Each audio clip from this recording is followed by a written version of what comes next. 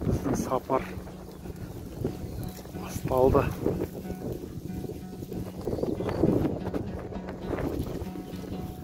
Бекен Қайратұлы деген жылқытанушы ағамыз бар ғой. Қазақтың атбегілік өнер деген кітаптың авторы. Сол кісіге кезіге қалсаң, әңгімені үйір эволюциясынан бастайды. Жалпы осы сапарда сол үйір эволюциясын, жалпы үйір тәрбиесі деу керек па, әлде үйірдің қалай айтуға болады? Эволюция емес, бірақ үйір тәрбиесі деу ма, әлде үйір жүйесі деу керек па, соны байқап келе жатырмын. Мысалы, айғырлардың өзара қарым-қатынасы, ана жай өрісте жүрген кездегісі ол бір бөлек. Ал мынандай бір қос жылқыны сар желдіріп айдаған кездегі айғырлардың қарым-қатынасы. Сосын кейін үйірді ұстаушы айғыр болса, үйірдің тәрбиешісі, үйірдің негізін қалаушы ол, сол үйірдегі мама бие. Құлын менен енесінің арасындағы, бір сөзбен айтқан кезде, сөйлесу, тіл. Тағы бір ерекшелік, мына айғырдың үйірге деген жауапкершілігі. Бұл енді анау-мынау адамның қолынан келе бермейтін жауапкершілік бар да оның мойнында. Енді көріп келе жатқаннан кейін, байқап келе жатқаннан кейін бірнеше мысал айтайын.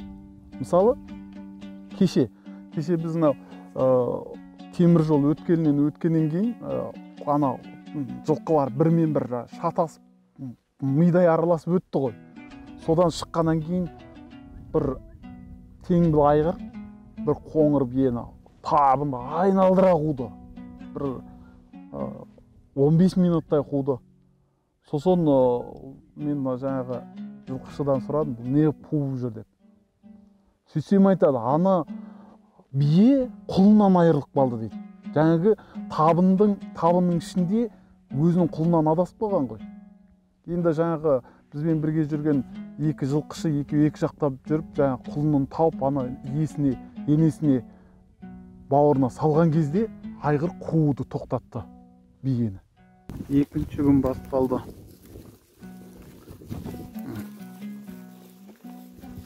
Көріне ма?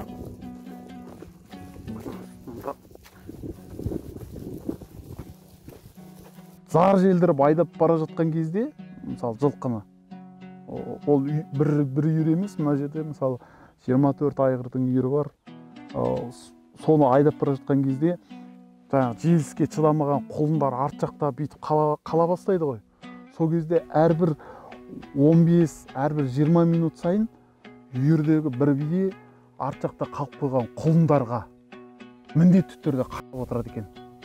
Айналып бір қарап отырады бір бие.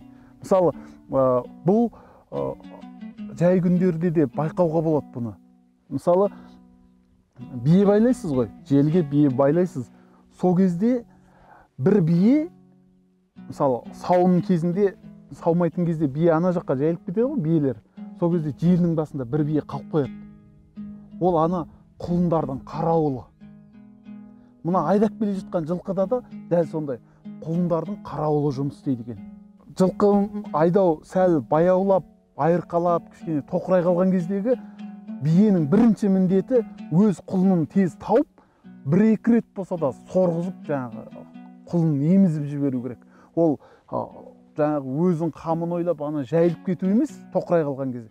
Бірінші құлынның жағдайын жасайды. Мысалы, бір-екі рет сорып еміп жібергеннен кейін құлын жата қалады. Сол кезде бие жайылады. Ал әлгі айдап тоқтаусыз айдап бара жатқан кезде, мысалы, мынандай бір жағдайды мен анық байқадым. Мысалы, бір қатты екпінменен, тебінмен айдап жіберген кезде, айдап келе жатсаңыз, айғыр оқыс басын көтереді да кісіней қалады. Ол ана шетте кетіп бара ма, мына шетте кетіп бара жатыр ма, мәселе онда емес. Айғыр тоқтай қалады да, енді жүрісін баяулатады да басын көтеріп кісіней қалады. Сол кезде сіз бүйтіп табынды байқай қалсаңыз, сол айғырдың үйірінің биелері қай түкпірде жүрсе де белгі береді. Не кісінейді, не оқыранады. Бұл жаңағы бірін-бірі іздеу.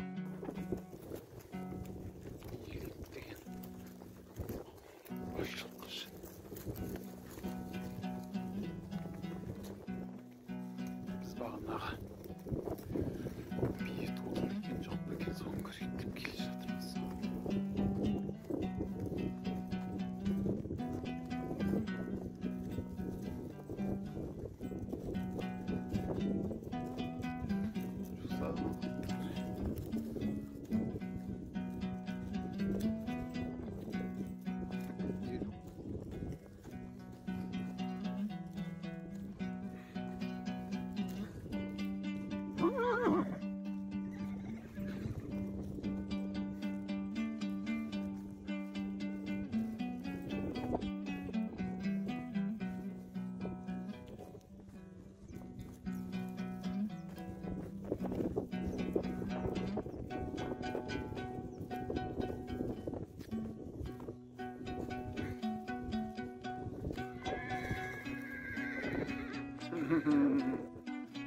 Не жатыр бақты жігіт, кіндік әлі түспеген. Кет. Кет. Кіндігі түспекті, тәңегені туған. Енесі.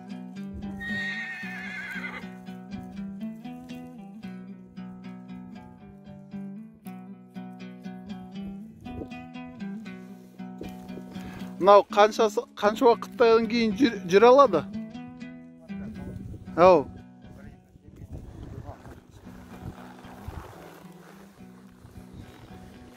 Кіндігі түссе болды жүре бере ме сосын?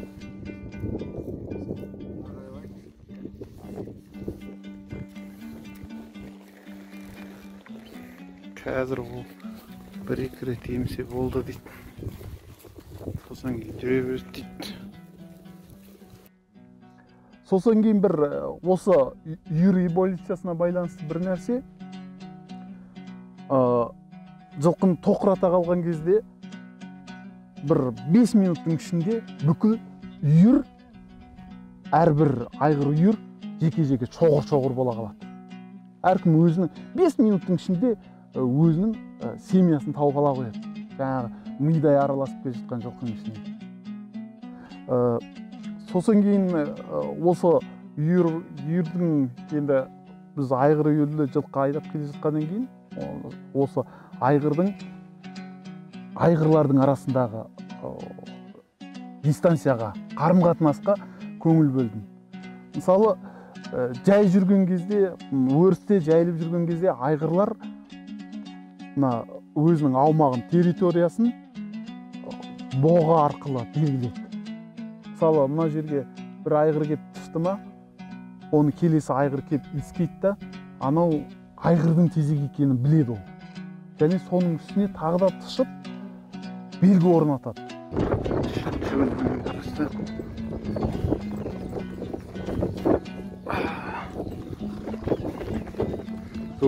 Мысалы, мына тезектен былайғысы сенің жерің, былайғысы менің жерім деген секілді.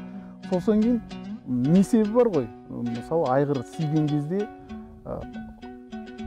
бір-бірінің күшін анықтайды. Жай жүрген кезде бір-бірінің күшін, жаңағы несепте гормон болады. Айғырдың өзінің табиғи гормоны болады да, ол өзінің күші анадан мықты ма төмен ба біледі. Ол жай жүрген кезде. Алдына құсап айдап бара жатқан кезде өте бірмен бір өте араласып кеткен жағдай болғанда, мына айғырлар өзінің чамасы жететін, мысалы, қарсыласына өзінің чамасы жететінін білсе ғана төбелеседі екен, менің байқағаным. Ал егер чамасы жетпейтінін білсе, онда анадан чамасы келгенше алыстау жүруге тырысады. Сосын кейін осы үйір эволюциясында тағы бір анық байқаған нәрсем, қандай араластырып, мидай араластырып айдасаңыз да қысырақтың үйірі табынның ортасына кірмейді. Енді біз табын деп негізі сиырға қолданады, ал бұнда жылқыда қос деп айтады. Түйеде келе деген секілді. Қостың ортасына кірмейді жаңағы қысырақтың үйірі. Ол біріншіден оның әлсіздігі. Жаңағы тай байталдардан құралған жас. Екіншіден қысыраққа салатын айғырды сәурік деп атайды. Сәурік құнан не дөнен айғыр болуы мүмкін. Ал ол табынның ішіне, жаңа қостың ішіне кіретін болса, жаңа сақ айғырлар, толысқан айғырлар оларды шайнап тастауы мүмкін. Сондықтан көбінде саяқ жүреді. Мына қысырақтың үйірі. Саяқтар дегенде бір бөлек. Мысалы, жаңа біз жылқы айдап келе жатқан кезде байқасаңыз, бір 4 ат үйірге қосқа алыстауын ғана ілесіп, болмаса қостың шет жағында жүр. Олар еркек жылқылар. Ол еркек жылқы болғанда айғыр емес, олар пішкен, кәдімгідей ақтатқан деп айтуға болады, аттар, мінетін аттар. Осы мінетін аттарды саяқтар деп айтады.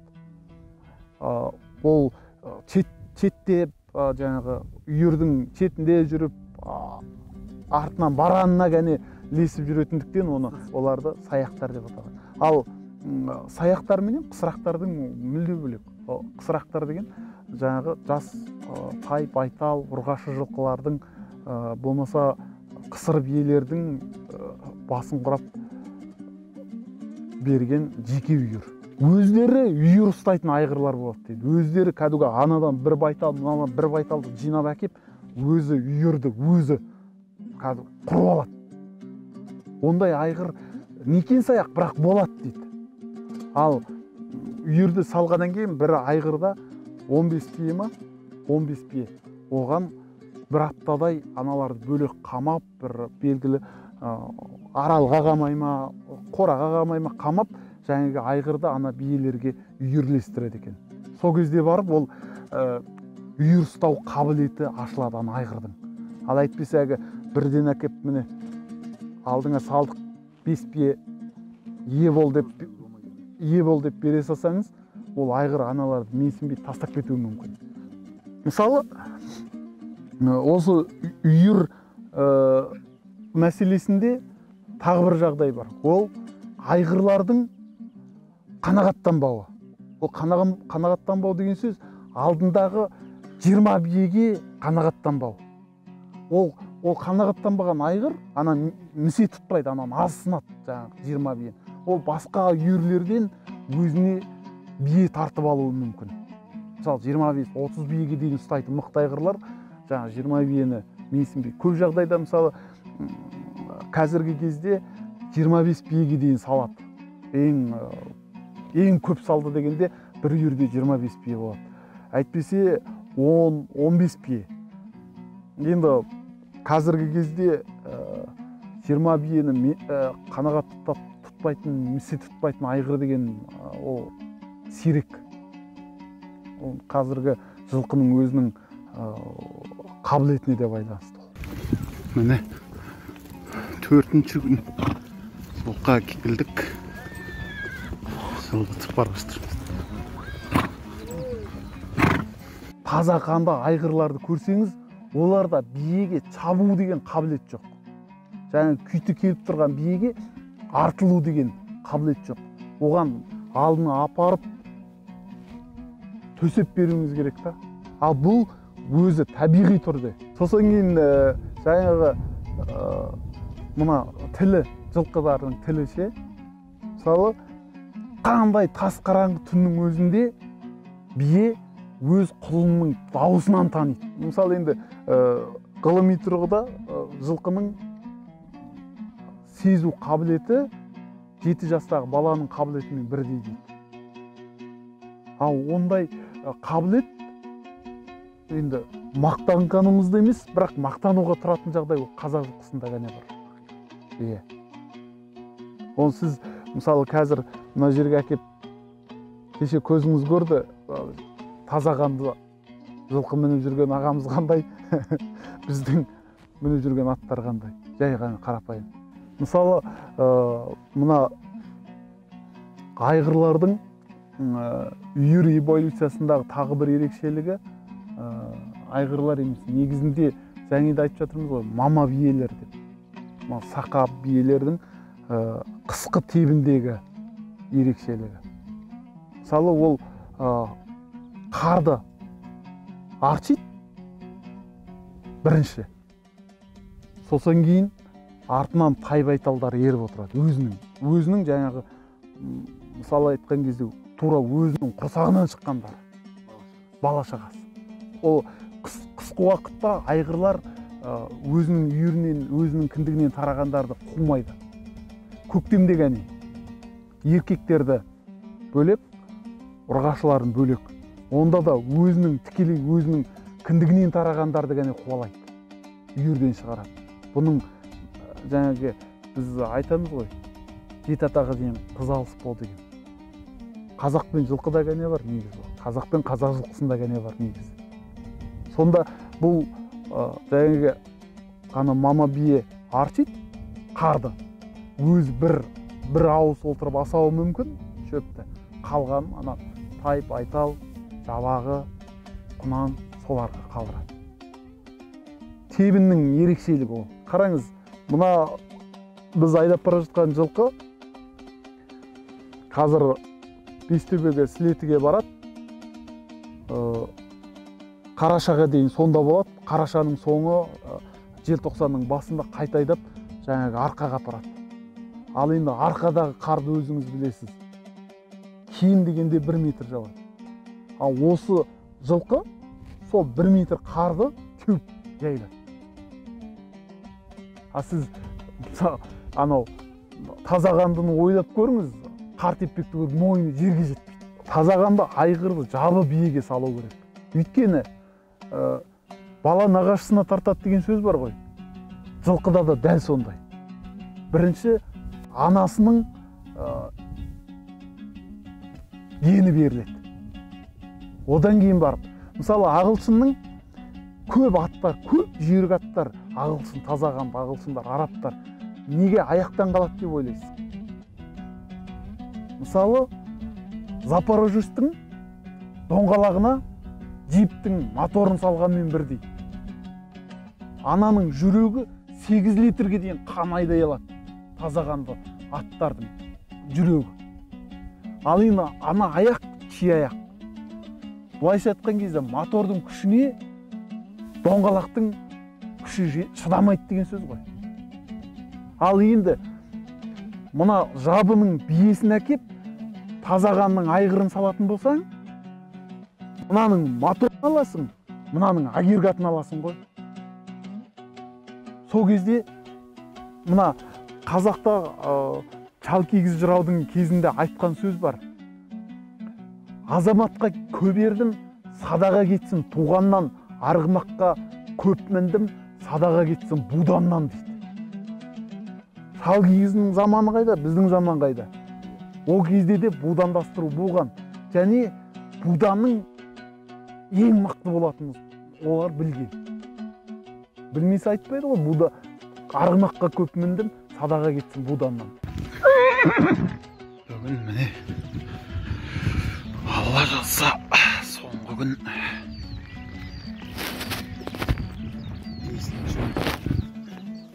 сотқа келдік.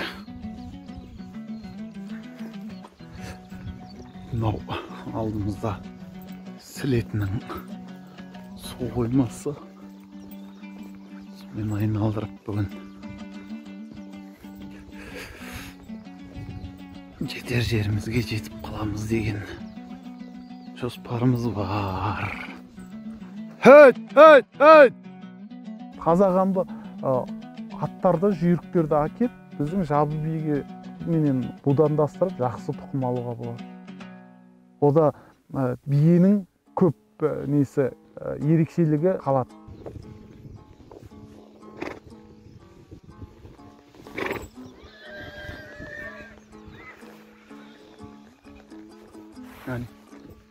Құлыншық қойды.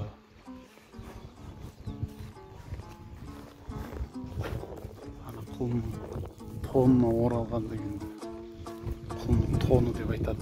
Қағанақ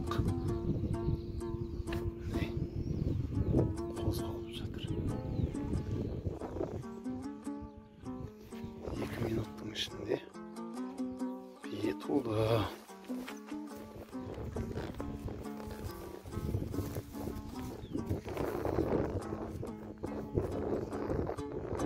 Жылқыны жігіттер тоқтатып тұр. Мына бие толғанға дейін деп.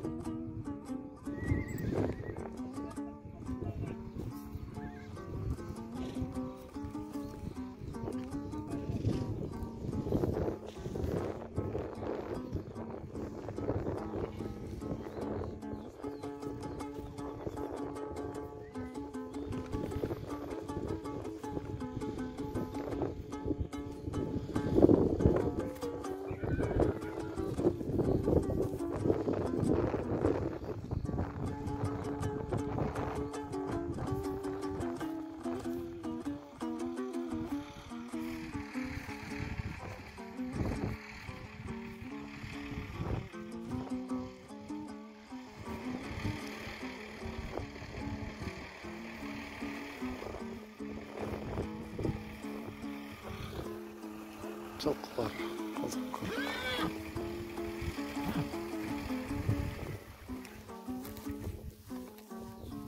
тұрған кезде биенің шуымен бірге ана құлынның қағанағы алынып қалды.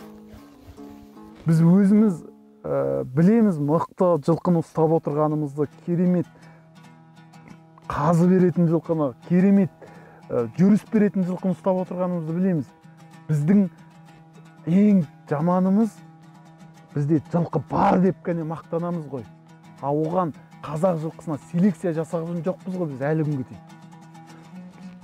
Мысалы, мынау қаракөк айғырдың үйірі, мынау құла айғырдың үйірі, мынау тор айғырдың үйірі, мынау қара айғырдың үйірі деп бірінші түсіне қарай, екінші сапасына қарай, үшінші ет сүттік өнімділігіне қарай бағыттап отырып селекция жасайтын болсақ, бізде де керемет болады. Мысалы, Мөде хан соғысқа оң қанатқа тек қана ақбоз ат мінгізіп, сол қанатқа тек қана қара ат мінгізіп, ортаға тек қана құла ат мінгізіп, түмен әскер шығарып отырады. Ал түмен әскер шығару үшін ол кәдімгі сол жылқыны ұстайтын завод болды деген сөз ғой. Түмен деген 10 мың деген. Мысалы, 10 мың ағат мінгізу үшін ол тек қана ағат өсіретін, ақ жылқы өсіретін шаруашылық болды деген сөз ғой. Жәңгір хан біздің хандардың ішіндегі кәдімгі атқора, ресми атқора ұстаған заманауи түрде. Соны ғана біз айта аламыз ба? Жақында Мәдениет және спорт министрлігіне бір ұсыныс жасадым.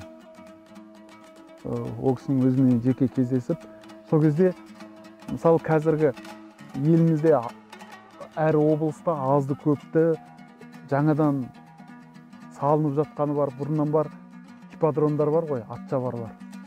Мен армандайым атшабарға кіріп келе жатқан кезде, мысалы Әулиеатаның атшабарына кіріп келе жатқан кезде, ана жерде анау боз жылқының әйтеу бір ескерткіш емес, дәл сол жерде лазердің ескерткіш тұрса ғой. Мысалы, міне Қарағанды енді не істегелі жатыр? Ипподром саламыз деп қазығын қағып жатыр.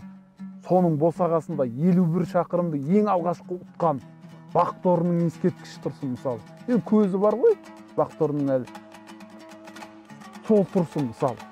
Анау Өскеменде атшабар бар, алаң. Бірақ ипподром деп аталмайды ол. Соған кіре беріс кезде Бошайдың үш қарасы тұрсын ана жерде. Семейдің атшабарына кіре берісте Елік жирен мен Ерке жирен екі босағада тұрсын дейді. Мысалы, жаңағы Шымкентте анау даулып, яй көріп, әне салып береді, міне салып береді деп жүрген ипподромға кіре берістің оң жағында қарагер, сол жағында сары жирен тұрсын мысалы.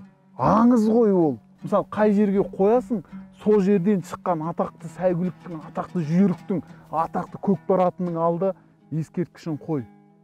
Мысалы, маған менде атақты жүйрік болып мына Астананың іргесіндегі Қазанаттағы кіреберісіне сенің атақты жүйрігіңнің ескерткішін қояйық десе, мен соңғы ақшамды салсам да соған спонсор болуға дайынмын ғой.